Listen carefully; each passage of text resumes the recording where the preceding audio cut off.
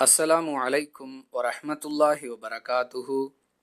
தினமும் ஒரு தெளிவு.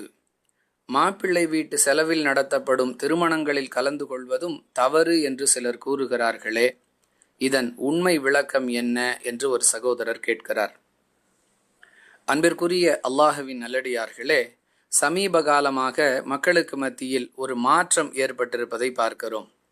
இது மாப்பிள்ளை வீட்டு செலவில் நடத்தப்படும் திருமணம், இது வலிமா திருமணம், எனவே நீங்கள் இதில் தாராளமாக கலந்து கொள்ளலாம் என்று சொல்லி மக்களை திருமணங்களுக்கு அழைக்கக்கூடிய ஒரு மாற்றம் சமீப காலமாக இஸ்லாமிய சமூகத்தில் ஏற்பட்டிருக்கிறது.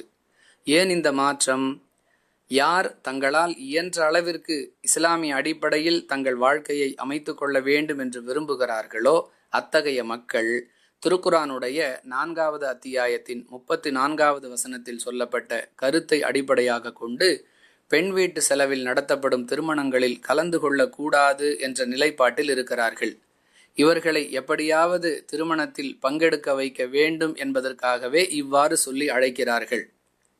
அன்பானவர்களே, திருமணத்திற்கு மணமகன்தான் செலவு செய்ய வேண்டும் என்று சொல்லக்கூடிய இஸ்லாமிய மார்க்கம் அந்த திருமணத்தில் கடைபிடிக்க வேண்டிய இன்னும் சில ஒழுங்குமுறைகளையும் கற்றுத்தருகிறது.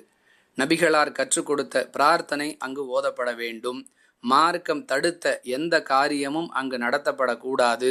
இந்த அறிவுரைகளையெல்லாம் புறக்கணித்துவிட்டு வெறும் செலவை மட்டும் கருத்தில் கொண்டு நடத்தப்படக்கூடிய திருமணமாக இருந்தால் அதுவும் இஸ்லாமிய அடிப்படையில் நடத்தப்படும் திருமணமாக இருக்காது என்பதால் தான் மாப்பிள்ளை வீட்டு செலவில் நடத்தப்படும் திருமணமாக இருந்தாலும் அதில் கலந்து கொள்ளக்கூடாது என்று நாம் சொல்லி வருகிறோம்.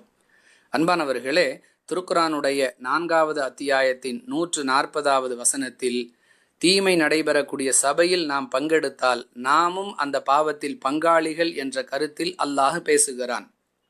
மேலும் ரசூலுல்லாஹி ஸல்லல்லாஹு அலைஹி வஸல்லம் அவர்கள் இது குறித்து பேசும் பொழுது தீமையை கையால் தடுக்க வேண்டும், அதற்கு சக்தி இல்லாவிட்டால் நாவால் கூறி தடுக்க வேண்டும், அதற்கும் இயலாவிட்டால் மனதால் வெறுத்து ஒதுங்கி கொள்ள வேண்டும் என்று கூறுகிறார்கள். இந்த செய்தி முஸ்லிம் எனும் நூலில் 78வது எண்ணில் இடம்பெற்றிருக்கிறது. அன்பானவர்களே, மார்க்கத்திற்கு மாற்றமான காரியங்கள் நடைபெறக்கூடிய சபையாக இருக்குமேயானால் அதை நாம் புறக்கணிக்க வேண்டும் என்று இஸ்லாம் நமக்கு கட்டளையிடுகிறது. செலவு மாப்பிள்ளை வீட்டில் செய்யப்பட்டாலும் சபை மார்க்கத்திற்கு மாற்றமானதாக இருந்தால் அந்த திருமணத்திலும் கலந்து கொள்வது தவறு என்பதே சரியான கருத்து. வாஹிரு தஅவானா அனில் ஹம்துலில்லாஹி ரப்பில் ஆலமீன். அஸ்ஸலாமு அலைக்கும் வரஹ்மத்துல்லாஹி வபரகாத்துஹு.